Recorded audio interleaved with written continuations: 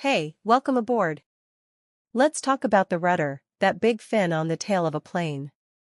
The rudder is a primary flight control surface, one of the main moving parts pilots use to steer the aircraft, mounted on the vertical tail fin.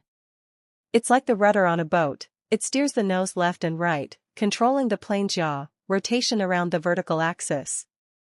In straight talk, the rudder helps keep the airplane pointed where you want it, especially countering unwanted yaw when you roll into a turn. Now let's peek under the skin. What's a rudder made of? In small general aviation planes, rudders are often light metal, like aluminum, or simple composite panels. On big jets, they're high-tech composites. For example, the Airbus A300 rudder has an internal torque box frame with honeycomb cores, covered in carbon/glass fiber composite skins. Those materials give strength without a huge weight penalty.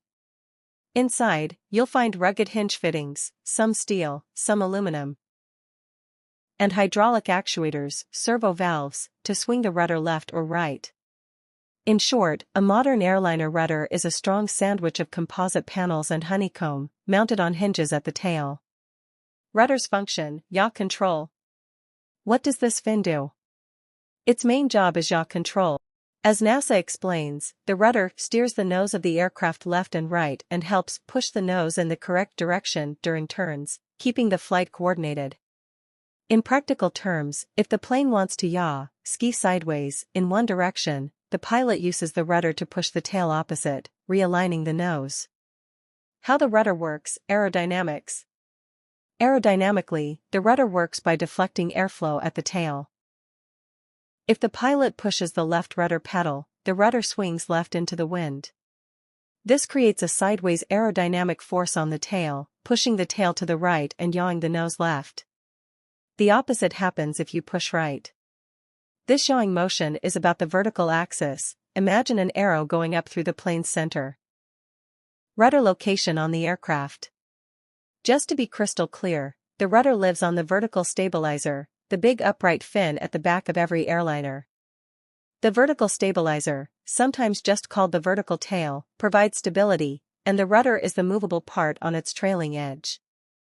In other words, the vertical stabilizer is the fixed part of the tail fin, and the rudder is hinged on the back of it. Think of the stabilizer as the fixed fin and the rudder as the swinging part attached to it.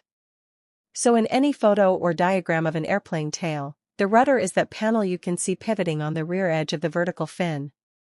How pilots control the rudder. How do pilots actually move this thing?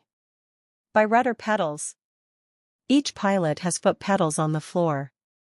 Press the left pedal with your left foot and the rudder swings left, press right for the opposite. Those pedals are directly linked through cables or hydraulics to the rudder. On many aircraft the pilot and first officer both have pedals. You'll often see a visual of a pilot's feet moving those pedals during taxiing and takeoff. That's the rudder in action. Visual, show a clip or photo of a pilot's feet on the rudder pedals, maybe during takeoff roll.